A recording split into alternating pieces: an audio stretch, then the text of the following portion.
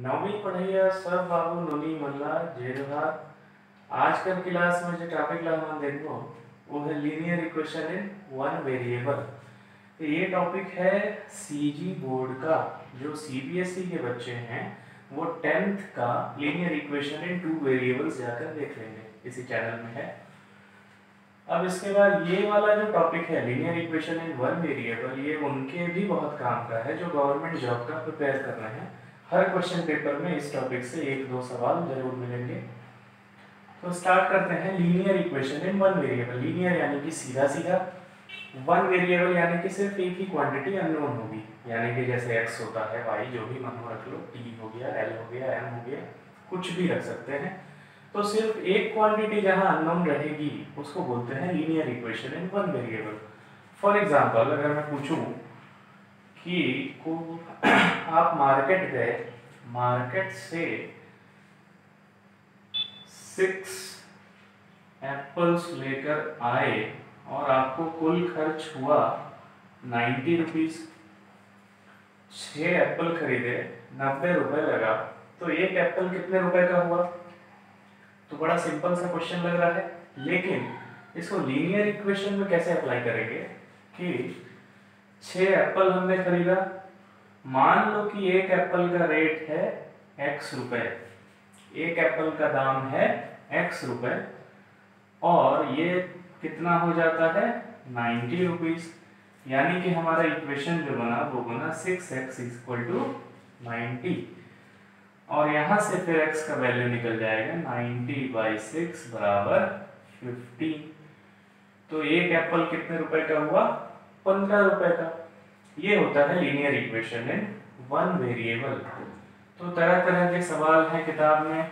Start करते हैं exercise number 1 से, सीजी बोर्ड का। तो किताबें सामने खोलकर रखो। एक क्वेश्चन देखते हैं कि sum of two consecutive number is 11। क्या पूछ रहा है कि sum of two consecutive number is 11। तो इसके लिए इक्वेशन बनाना है, सिर्फ इतना पूछा है कि इसके लिए इक्वेशन फॉर्म करना है। तो इक्वेशन इसके लिए कैसे फॉर्म करेंगे?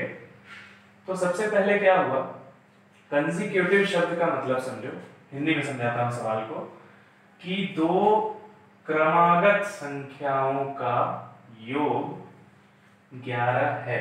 क्रमागत मतलब एक के बाद एक आने वाली संख्या, जैसे कि 5, 6, 7, 8, 9 ऐसी संख्या। तो इसके लिए इक्वेशन कैसे बनाएंगे हम कि माना let the number be x, जो पहला नंबर, let the first number be x, excuse मी।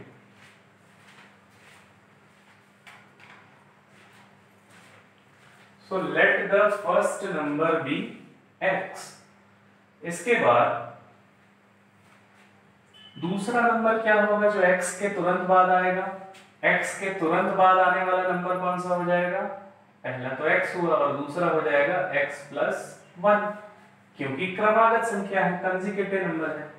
तो हमको क्या मिल गया इक्वेशन कि x + 1 = 11, यानी कि 2x + 1 = 11। और क्या कर सकते हैं इसमें? 2x = 11 - 1, यानी कि 2x = 10। और अगर x का वैल्यू निकालने जाए तो आ जाएगा 10/2 यानी कि 5।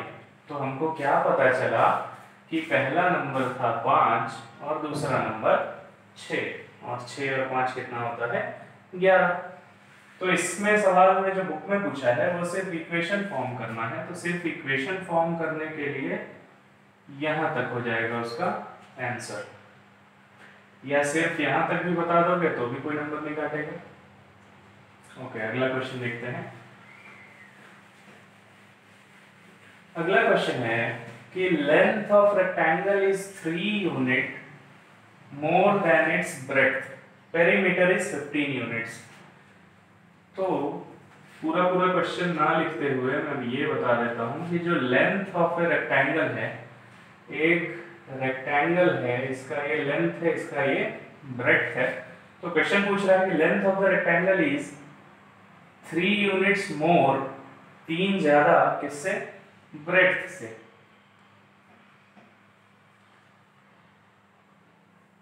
तो लेंथ बोल रहा है कि 3 यूनिट ज्यादा है किससे, ब्रेड्थ से। और पेरीमीटर इसका दिया हुआ है 15 यूनिट, पेरीमीटर दिया हुआ है 15 यूनिट। हिंदी में अगर इस क्वेश्चन को समझे तो एक रेक्टेंगल की लंबाई उसकी चौड़ाई से 3 ज्यादा है और उसका परिमाप पेरीमीटर 15 है। तो इसके लिए हमको एक इक्वेशन बनाना है। तो इक्वेशन बनाने के लिए हमको पेरीमीटर का फॉर्मूला पता होना चाहिए। तो पेरीमीटर का फॉर्मूला क्या होता है, पेरीमीटर का फॉर्मूला लिख लो पहले। पेरीमीटर होता है 2 इंटू लेंथ प्लस ब्रेड्थ। अब इसके बाद पेरीमीटर का वैल्यू क्या दिया हुआ है, 15। 2 इंटू लेंथ को हम क्या लिख सकते हैं, 3 प्लस बी, 3 प्लस बी, यही तो लेंथ है। तो इसको लिख लिए 3 प्लस बी प्लस ये वाला बी आ जाएगा। ठीक, तो ये लेंथ हो गया और ये ब्रेड्थ हो गया। इसके बाद में थोड़ा थोड़ा इसको ब्रैकेट को ओपन कर देते हैं। 15 is equal to 2 into 3 plus 2b और 15 is equal to 2 into, bracket को ओपन कर लेते हैं, 2 3 6 प्लस 4b और ये 6 फिर इधर आ जाएगा। तो क्या आ जाएगा, इधर बचा 4b और इधर आ गया 15 माइनस 6 कितना हो गया, 9। 15 माइनस 6 हो गया 9। तो हमको इस क्वेश्चन में सिर्फ यहीं तक बताना था, यहां तक बता देंगे तो भी काम चल जाएगा कि ब्रेड्थ इज इक्वल टू 9/4 जो भी आएगा डेसिमल में। तो इसको सॉल्व नहीं करना था, इस क्वेश्चन को सिर्फ इक्वेशन फॉर्म करना है। अब देखते हैं एक और अगला question.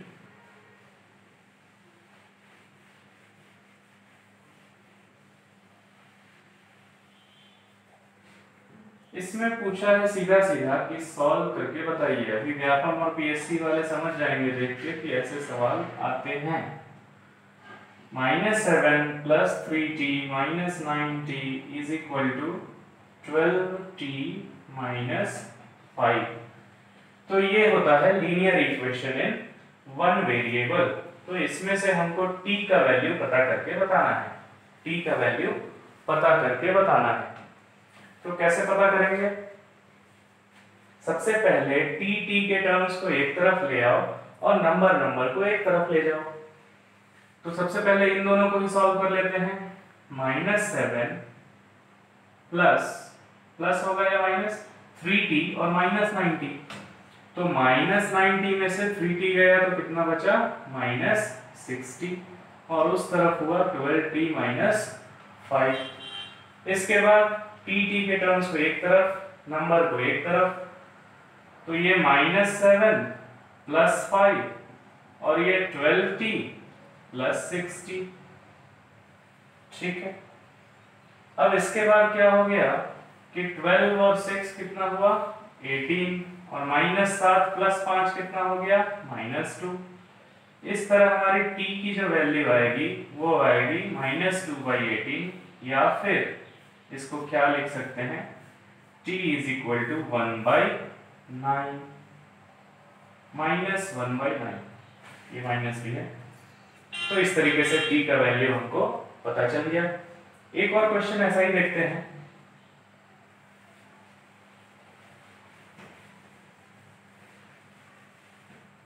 -2 plus x plus 4 is equal to 8x। ये भी linear equation in one variable. देखो अननोन क्वांटिटी हमेशा एक ही चल रहा है, कोई दूसरा नहीं आएगा। जैसे x के साथ में y नहीं आएगा। जब दो वेरिएबल हो जाते हैं तो हमको उसको सॉल्व करने के लिए दो इक्वेशन की जरूरत पड़ती है। Linear equation in one variable को सिर्फ एक इक्वेशन में ही आंसर निकल जाता है, क्योंकि अननोन चीज सिर्फ एक होती है।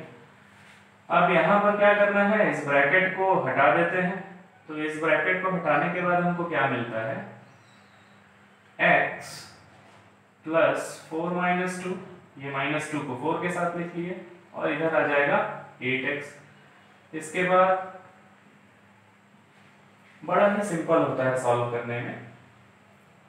इसके बाद ये x को ले चलो उधर, तो ये 2 इधर बच गया और 8x माइनस x, तो ये आ गया 7x इज इक्वल टू 2, या फिर x इज इक्वल टू 2/7। ये हो गया इसका आंसर। इसी तरीके से एक और छोटा सा सवाल देखते हैं, आप लोग पॉज करके नोट डाउन कर लेना।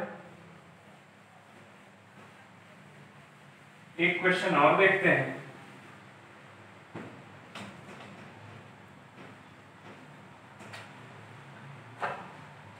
m minus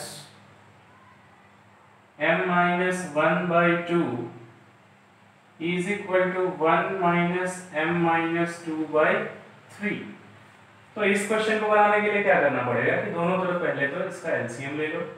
तो एलसीएम लेने का मतलब क्या कि पूरे के डिवाइड बाई 2 आ जाएगा, और ये 2 into m minus m, bracket को भी ओपन कर लेते हैं साथ साथ, इतना आ गया, इज इक्वल टू इधर आ जाएगा नीचे 3, और 3 इंटू 1 3 माइनस m प्लस 2, ये माइनस और माइनस प्लस हो गया। इसके बाद का काम, इसको थोड़ा सा सिंप्लीफाई कर लो। यहाँ क्या आ जाएगा, ऊपर में 2m में से एक m गया तो बचा m प्लस 1 डिवाइडेड बाई 2, और इधर बचा 5 माइनस m डिवाइडेड बाई 3। अब कर दो क्रॉस मल्टीप्लिकेशन। तो क्रॉस मल्टीप्लिकेशन करने के बाद क्या आएगा, 3 into m plus 1 is equal to 2 into 5 minus m। इसके बाद ब्रैकेट को ओपन करना है, 3m plus 3 is equal to 10 minus 2m। अब नंबर को एक तरफ, m वाले टर्म्स को एक तरफ, इसके बाद इसका आंसर ले आना। पूरा सॉल्व नहीं करते हैं इसको, आराम से इससे आगे हो जाएगा। इसके बाद एक और क्वेश्चन देखते हैं इसी टाइप का। 3y plus 4 divided by 2 minus 6y is equal to minus 2/5। इसके साथ क्या करना पड़ेगा कि सीधा सीधा सबसे पहले कर लो क्रॉस मल्टीप्लिकेशन। तो क्रॉस मल्टीप्लिकेशन करने के बाद क्या होगा, ये हो जाएगा 5 इंटू 3y प्लस 4, और इस तरफ हो जाएगा माइनस 2 इंटू 2 माइनस 6y। इसके बाद ब्रैकेट को ओपन करना है, नंबर एक तरफ, y के टर्म्स एक तरफ। एक स्टेप और बता देता हूँ, ये हो जाएगा 5 इंटू 3 15y प्लस 5 4 20, और इस तरफ हो जाएगा माइनस 4 प्लस ये माइनस माइनस प्लस हो जाएगा, और 2 इंटू 6 12y।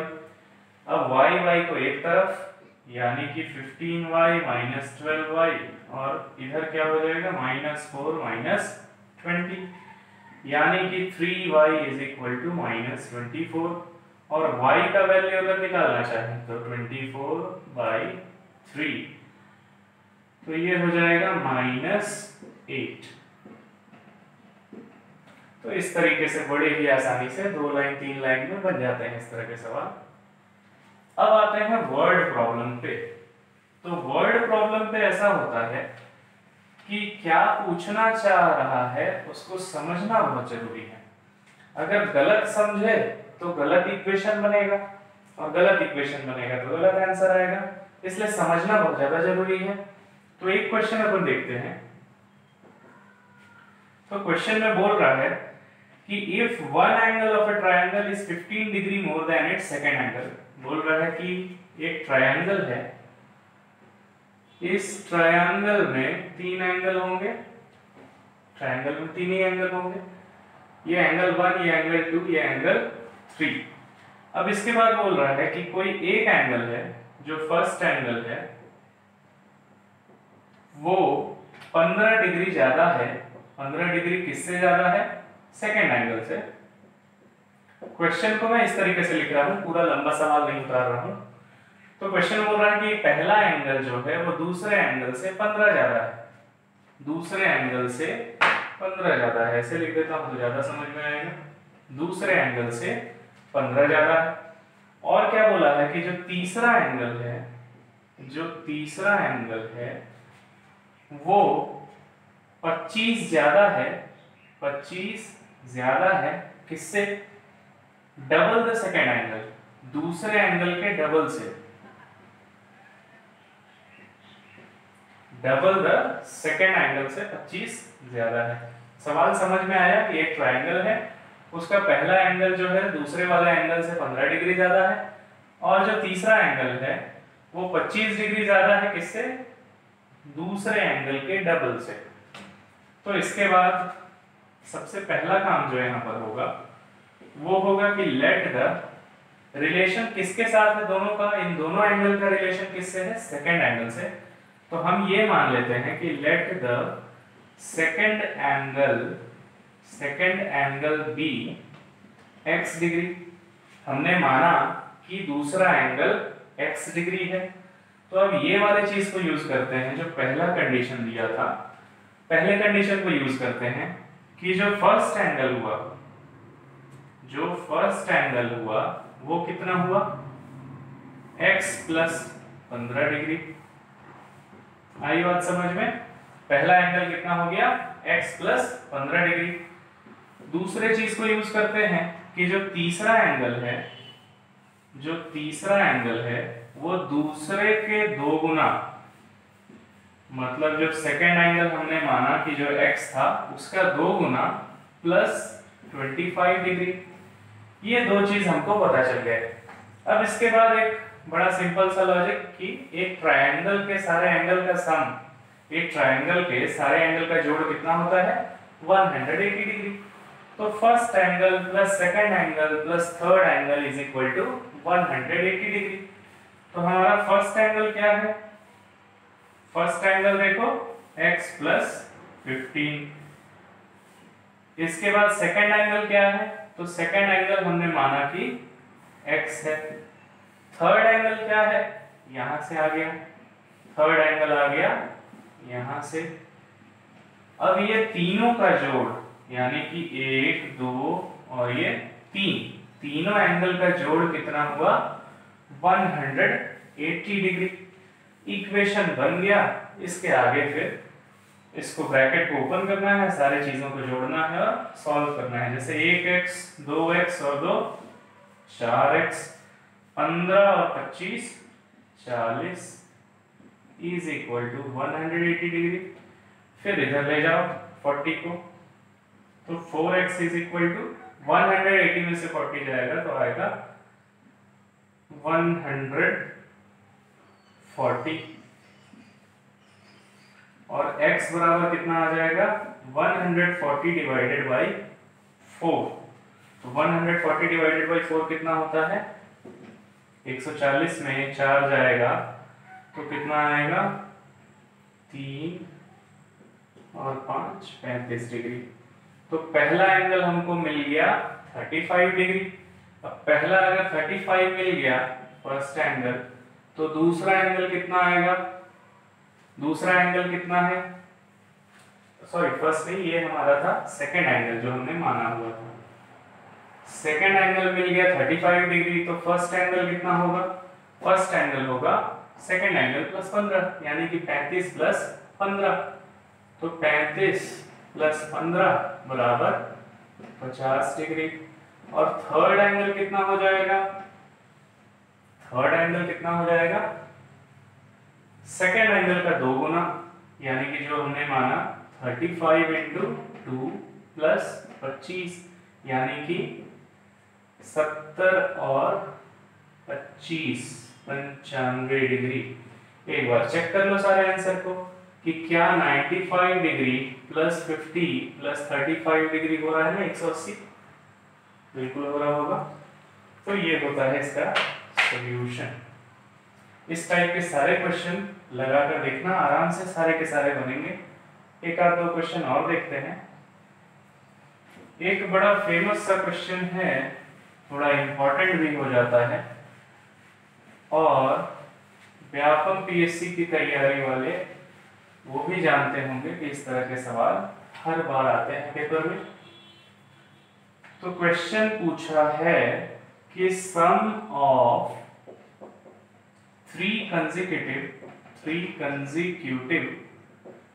कंसेक्यूटिव शब्द फिर से आ गया। कंसेक्यूटिव मतलब लगातार, एक के बाद एक, एक के बाद एक, लगातार को बोलते हैं कंसेक्यूटिव। तो sum of three consecutive multiples of five is 555। तो क्वेश्चन में ये पूछ रहा है कि 5 के तीन क्रमागत मल्टीपल्स कंसेक्यूटिव मल्टीपल्स, उनका जो जोड़ है, उनका जो सम है वो 555 है, 555।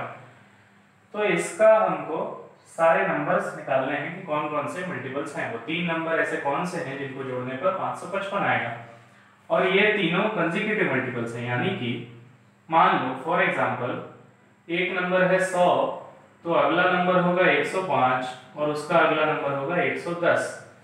तो ये हो गए 5 के लगातार तीन मल्टीपल्स, एक के बाद एक। तो 5 के मल्टीपल्स एक के बाद एक, 100, 105, 110। तो मानते हैं, माना कि लेट द फर्स्ट नंबर, पहला नंबर बी x। तो let the first number be x। अब पहला नंबर हो गया x, तो इसके बाद कौन सा नंबर आएगा, इसमें 5 जोड़ देंगे, यानी कि x प्लस 5। अब इसके बाद कौन सा नंबर आएगा, 5 तो एक बार जोड़ चुके, x प्लस 5 तो हो चुका, इसी में एक बार और 5 जोड़ दो, तो क्या हो जाएगा x प्लस 10। तो ये हमारे तीन नंबर हो गए, x प्लस 5, x प्लस 10। अब सीधा सा सवाल में पूछा है कि इन तीनों का जोड़ जो है, इन तीनों का जोड़ 555 है। तो इक्वेशन हमारा बन जाता है x plus 5 plus x plus 10 is equal to 555, यानी कि 3x plus 15 is equal to 555। इसके आगे तो बड़े आराम से बन जाएगा, 15 माइनस कर लेना, डिवाइड कर लेना, जो भी आएगा। तो तीन ऐसा लगातार 5 का मल्टीपल्स निकल जाएगा। तो ये हो गई बात इस क्वेश्चन की। अगला एक और क्वेश्चन देखते हैं। Alka thinks of A number, question पढ़ ले रहा हूं मैं। Alka thinks of a number, she adds 5 to it. To this she adds double of the original number and then subtracts 10 from it to get 40. Find the number. ये वाला question है, आप लोग जो बुक देख रहे होंगे समझ में आ रहा होगा।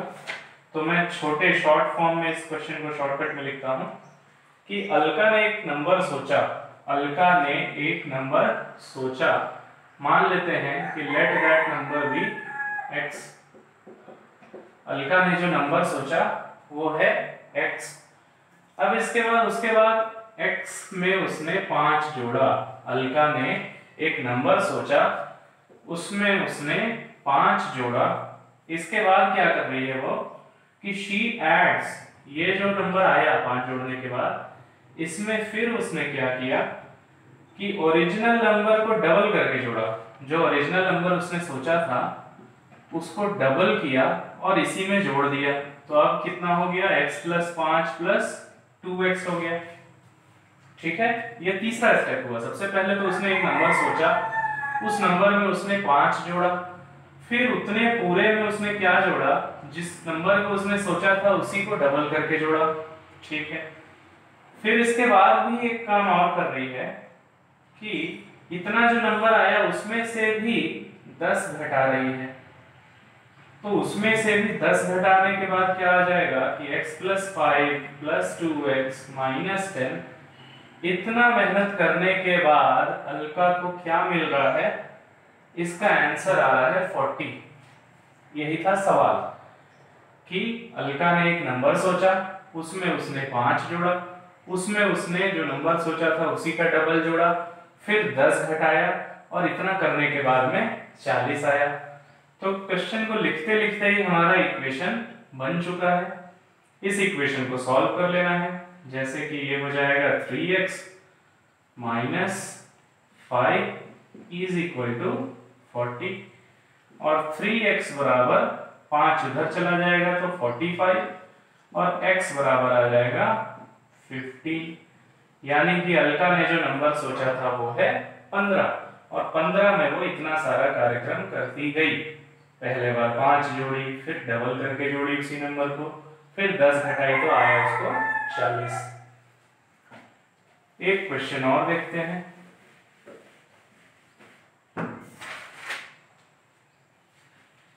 एज वाला क्वेश्चन है कि age of Rohit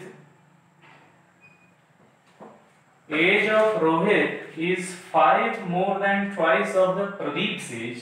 6 years ago, age of Pradeep was 1/3 of Rohit's age. Find their ages.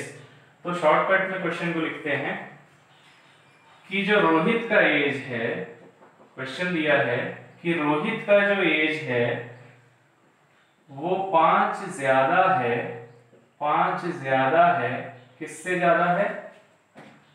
Twice Pradeep के एज से, मतलब 2 गुना प्रदीप का जितना एज है उसके 2 गुने से 5 ज्यादा है। रोहित का एज प्रदीप के 2 गुने से 5 ज्यादा है। और दूसरा चीज और दिया है कि 6 years ago, 6 साल पहले, 6 years ago, 6 साल पहले क्या हुआ था कि जो प्रदीप का एज था, 6 साल पहले प्रदीप का जो एज था वो 1/3 था, 1/3 ऑफ रोहित एज। रोहित के एज का 1/3 था। तो अब पूछ रहा है कि रोहित और प्रदीप दोनों का एज बताइए। तो क्वेश्चन को बनाना शुरू करते हैं। यही है क्वेश्चन, शॉर्टकट में मैंने लिख दिया। अब यहीं से हमको इक्वेशन भी आके मिलेगा कि मान लेते हैं अभी x और y नहीं लेते हैं, रोहित का r लेता हूं, प्रदीप का p लेता हूं। तो पहला इक्वेशन हमको क्या मिल जाता है यहां से कि जो रोहित का आज का टाइम का एज है अभी, तो रोहित का एज जो है प्रदीप के 2 गुने से 5 ज्यादा है। ये हो जाता है हमारा इक्वेशन नंबर 1। और 6 साल पहले मतलब 6 माइनस करना पड़ेगा, तो प्रदीप के भी एज से माइनस कर लो 6 और रोहित के भी एज से 6 माइनस कर लो। तो ये हो जाता है हमारा इक्वेशन नंबर 2। अब क्या करना है कुछ समझ में आ रहा है? दोनों इक्वेशन को मदद करना पड़ेगा, क्योंकि अब देखो 2 वेरिएबल हो गए हैं, r भी है और p भी है, यानी कि x भी है और y भी है। तो क्या करना पड़ेगा कि r की वैल्यू हमको दिख रही है 2p + 5, तो दूसरे वाले इक्वेशन में जहां r है वहां इतना लिख देंगे 2p + 5। देखो कैसे होगा कि p - 6 = 1/3 into r की जगह हम क्या लिखेंगे 2p + 5। इतनी चीज r की जगह हम दूसरे वाले इक्वेशन में लिख देंगे -6। अब ये देखो सिर्फ p यहां बचा, लीनियर इक्वेशन है, 1 वेरिएबल हो गया। तो अब सॉल्व हो जाएगा ये। पहले तो p - 6 के साथ इस 3 को ले आते हैं, 3 का क्रॉस मल्टीप्लिकेशन कर देते हैं, तो 3 इधर आ गया और इधर क्या बचा 2p - 1। 6 में से 5 क्या बचा -1। फिर क्या हो गया 3p - 6 3 18 is equal to 2p minus 1। अब p को एक तरफ, नंबर को एक तरफ, तो 3p minus 2p is equal to 18 minus 1, यानी कि p is equal to 17। Pradeep का एज तो हमको मिल गया, प्रदीप का एज हमको मिल गया कि वो है 17 साल का, और इसी को रख देते हैं यहां पर, तो r हमको क्या मिल जाएगा, 2 इंटू 17 प्लस 5, यानी कि r कितना मिल गया, 34 प्लस 5 यानी कि 39। तो रोहित का भी एज मिल गया 39। अब 6 साल पहले देखो तो क्या हो रहा है, 6 साल पहले प्रदीप कितने साल का होगा, 11 साल का। 6 साल पहले प्रदीप होगा 11 साल का, और 6 साल पहले रोहित कितना होगा, 33 साल का। हुआ ना कि रोहित का जो एज, प्रदीप का जो एज था, प्रदीप 1/3 ऑफ रोहित का एज। जो इक्वेशन शुरू में दिया था, ये चेक करने का एक तरीका होता है कि प्रदीप का एज 6 साल पहले 1/3 था रोहित का, तो बिल्कुल सही जा रहा है कि 33 का अगर डिवाइड बाई 3 करेंगे तो आएगा ना 11। तो इस तरीके से चेक भी कर सकते हो बिना पीछे बुक को पलटे, यहीं पर चेक हो जाएगा। इसके बाद एक क्वेश्चन और देखते हैं, बड़ा इंपॉर्टेंट क्वेश्चन होता है, नाव और बहाव वाला, बोट एंड स्ट्रीम का। ये क्वेश्चन बड़ा इंपॉर्टेंट है, तो इसको देखते हैं। क्वेश्चन सबको अपना पढ़ लेना, मैं एक बार पढ़ के सुनाता हूँ, बहुत लंबा क्वेश्चन है, शॉर्टकट में लिखूंगा अभी। A motorboat goes downstream in a river, covers a distance between two coastal cities in 5 hours. It covers same distance upstream in 6 hours. The speed of water is 2 km/h. Find the speed of boat in still water. तो कभी भी नाव और बहाव का जब question आता है तो एक चीज ध्यान रखना, पहले क्वेश्चन को बता दे रहा हूं मैं। ये है नदी, ये बह रही है इस दिशा में, नदी के बहने का जो बहाव है वो इस तरफ है। अब यहां पर है सिटी ए, एक सिटी है ए और ये है एक सिटी बी, ठीक है। अब यहां से एक नाव स्टार्ट होती है, ये नाव जाएगी उधर। तो जब डाउनस्ट्रीम बात होता है कि नदी के बहाव की दिशा में, तो दो चीज की स्पीड होती है हमेशा। पहली चीज होती है कि बोट की स्पीड होगी, एक बोट की स्पीड होती है, और दूसरी चीज होती है नदी की स्पीड, यानी कि स्ट्रीम की स्पीड, यानी कि पानी के बहाव की स्पीड। तो एक बोट की अपनी स्पीड हुई और एक बहाव की स्पीड हुई। तो जब नाव नदी की दिशा में जाएगा, नदी की दिशा में जाएगा नाव, तो स्पीड, टोटल स्पीड जो होगा वो होगा बोट का स्पीड प्लस स्ट्रीम का स्पीड, जब नदी की बहाव में जाएगा। और जब बोट उल्टा आएगा, उल्टी दिशा में, पानी उधर बह रहा है लेकिन बोट इधर आ रहा है, तो उस समय क्या होता है कि स्ट्रीम का स्पीड जो है माइनस हो जाता है। अभी इस क्वेश्चन को बनाएंगे तो और समझ में आएगा। तो इस क्वेश्चन में ये बोल रहा है कि दो शहर हैं ए और बी, तो एक नाव जब डाउनस्ट्रीम जा रहा है, जब ये नाव नीचे की ओर जा रहा है, पानी के बहाव की दिशा में जा रहा है, तो इस समय जाते समय इसको लग रहा है 5 घंटा, 5 आवर्स। और जब ये नदी के बहाव की उल्टी दिशा में आ रहा है, इस तरफ आ रहा है, तो इसको लग रहा है 6 घंटा, ठीक। जाने और आने का समय दिया है, दूरी नहीं दिया है। इसके बाद और क्या बोला है कि जो पानी का स्पीड है, वाटर का स्पीड है, वो है 2 km/h। पानी का स्पीड, जो बहाव का स्पीड है, वो है 2 km/h। अब इसके बाद बोल रहा है कि find the speed of boat in still water. ये हमको खोजना है कि बोट का स्पीड, अपना स्पीड, नाव का चलने का स्पीड कितना है। तो यहाँ डिस्टेंस की बात नहीं हुई है, लेकिन ये बोला है कि बराबर दूरी, जाने में भी बराबर दूरी, आने में भी बराबर दूरी। तो इस चीज को हम लोग यूज करेंगे। कैसे यूज करेंगे कि जाने का डिस्टेंस और आने का डिस्टेंस बराबर है, जाने का डिस्टेंस और आने का डिस्टेंस बराबर है, दोनों को इक्वल कर लो। इसके बाद जो अगला काम है, एक फॉर्मूला होता है speed is equal to distance divided by time. तो speed is equal to distance divided by time, और डिस्टेंस कितना हो जाता है speed into time, speed into time. तो बोट का स्पीड हम लोग मान लेते हैं कि x है, तो डिस्टेंस क्या होता है स्पीड इनटू टाइम, इधर भी लिख लो स्पीड इनटू टाइम। अब बोट का स्पीड x है और स्ट्रीम का स्पीड 2 किलोमीटर पर आवर। ये है मेरा अपस्ट्रीम, ये है डाउनस्ट्रीम। अपस्ट्रीम मतलब चढ़ते वक्त नदी के बहाव के उल्टी दिशा में, और बहाव के साथ मतलब डाउनस्ट्रीम, डाउन पानी के बहाव की तरफ।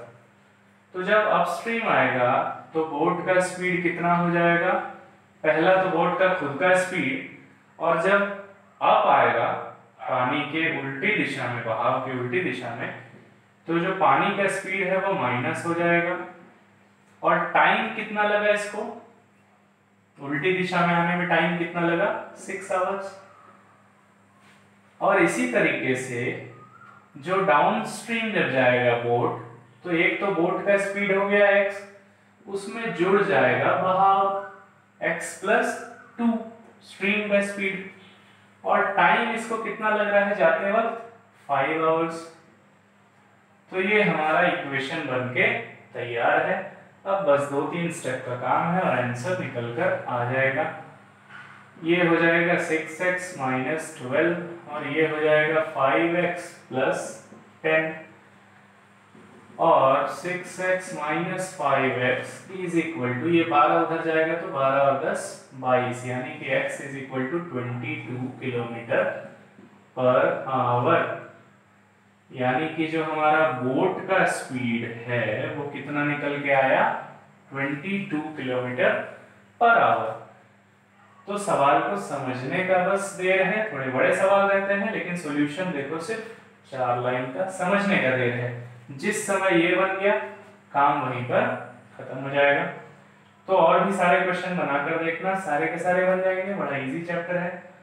और ये चैप्टर एक ही लेक्चर में मैंने कवर कर दिया, और कोई डाउट होगा तो डाउट को पोस्ट करना। Okay, thank you.